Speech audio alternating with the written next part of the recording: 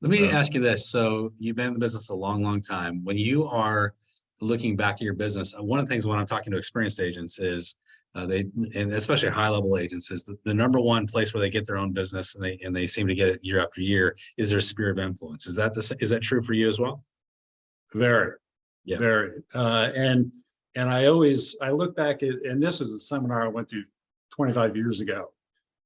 He talked about a tree, and your business is like every single client is like a tree.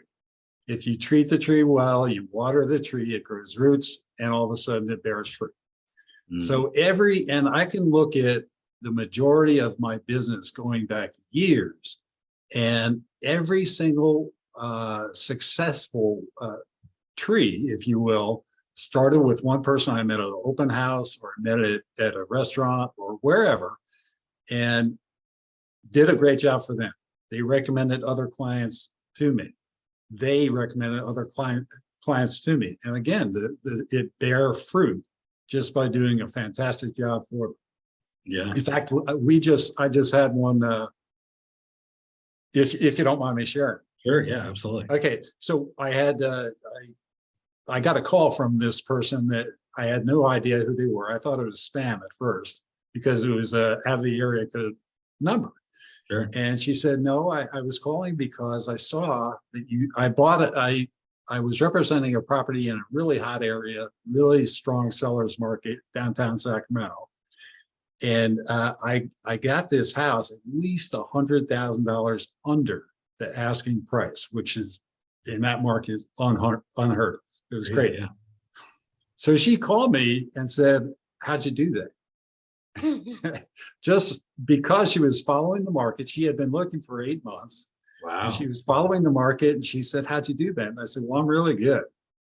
And she later told me that she thought I was very arrogant. But so she said, I'd like to work with you. And we did. And I found them just an amazing property in under a week. Wow. Under value. And we beat out competing builders that wanted to flip the property. Wow. So I did a really good job for them. Very happy. They've since in the last 6 months referred 3 people to us. Wow. So the tree. That's really interesting because I think that's something that your performance will lead to more production, right? Absolutely. And especially in this market where buyers are definitely tuned into performance. I think they're watching performance. I think it's really interesting. But sometimes agents have a hesitancy to like talk about their performance or show off their performance. But it's kind of like baseball; you got to show it off, right? You want to be picked up for the majors, you got to show it off. You got to show your stats. That's right. They look at your average. That's right. They look at your average. Let's talk about. I had no idea. She was just that in tune with. She wasn't successful for 8 months. Yeah. How'd you do that? Right. So and then from there. Yeah, again, just doing a great job for people pays off in the long run. What are you doing specifically, like granularly with your sphere? Are you doing a mailing to them every month? Are you doing a video? Are you making calls, sending Christmas cards? What are you doing on those fronts? All the above. My wife is way better at that than I, but I do all of that. I do a lot of social media, and I found that for the most part, I don't like face. Am I allowed to say it? No, you can say it. Yep. Okay, I don't really love Facebook for what it does, for what it is. But the one thing it's good at is staying in contact and joining groups and being involved with people. And if you do it for that reason and just staying in contact and giving really good advice, same with LinkedIn, it's really effective. I get to hear from people that I probably wouldn't talk to for years. Almost every day I hear from them. Yeah. So I do a lot of that. And nice. I also we try to do a lot of calling. My wife talked me into the first time doing pot pies. Everybody knows what a pot pie is, Brian Buffini. Yeah. And I was anti pot pie for my entire life. And she talked me into doing them this year. And it turns out I love them. Oh, that's great. Just a nice conversation. People loved it. I loved it. So I try to be, I'm a little bit more personal. So I like to talk to them. I like to do stuff, things like that. Chris is way better at staying in contact via mail outs and things like that. Gotcha. Okay. Now, are you guys doing client parties, anything like that? Those kinds of things? Nope, Oh, not much of that. Again, one-on-one. I really One-on-one. Okay. enjoy one-on-one because I think I like the idea of parties, and I've thought about doing the movie theater idea and all the Sure. rest of that. But you're playing in that situation. I feel like I'm playing to a big audience. And I'm not talking to the person one-on-one, and that's my thing. I like to laugh and tell stories. And I think there's a lot of power in people are up to. the networking of one-on-one with people is so powerful. That's where you get a lot of referral business.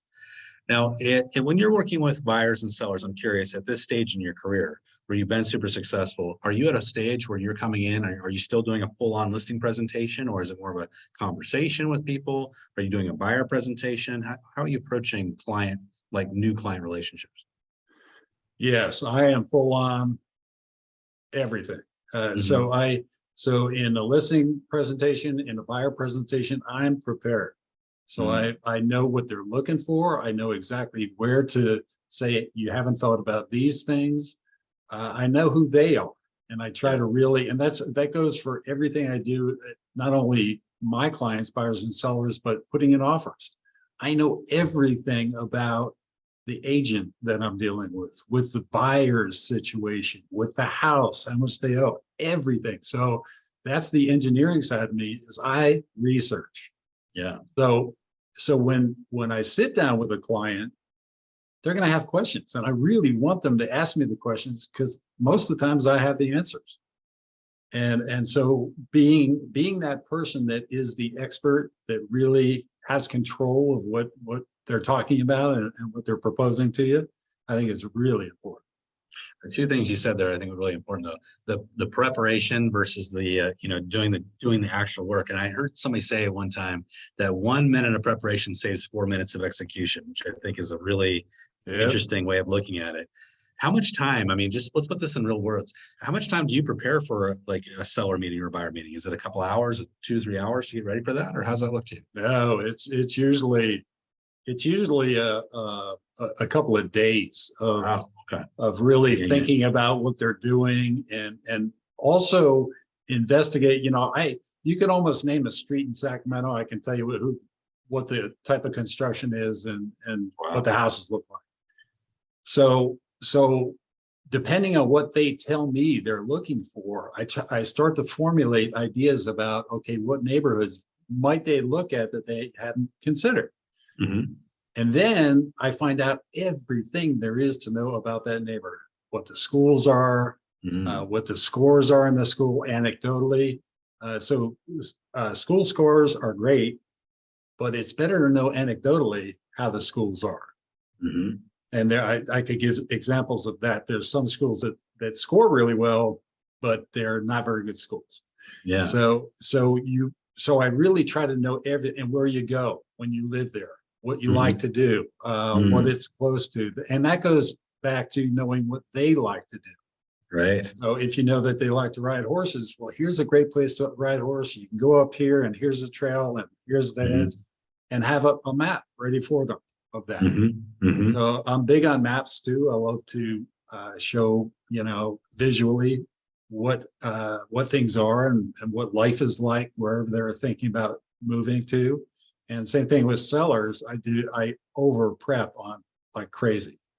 So especially with them, because I know the numbers backwards and forwards. There's not an answer that I can't give. Usually. I love it, because what you're doing with those buyers is you're selling a lifestyle. You're not just selling the 4 walls and a roof. You're selling the whole lifestyle that they're going to buy into. Brilliant. Yeah, I am not a salesman. In fact, I'll tell you, I dislike going into a car dealer and somebody trying to pitch me and sell me. I'm like, really? This is what I do for a living. Right. But I don't like salesmen.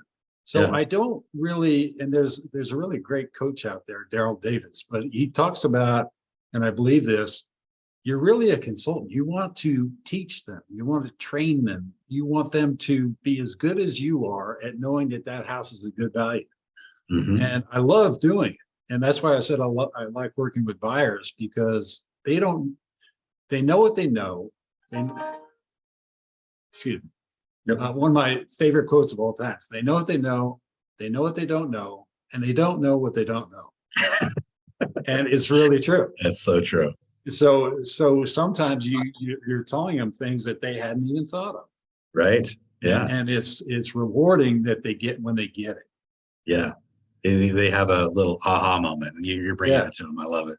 Yeah. Well, Steve, you are an amazing. I want to work with you now. I want to come down there and buy a house from you. Okay, well, I'll sell it to you.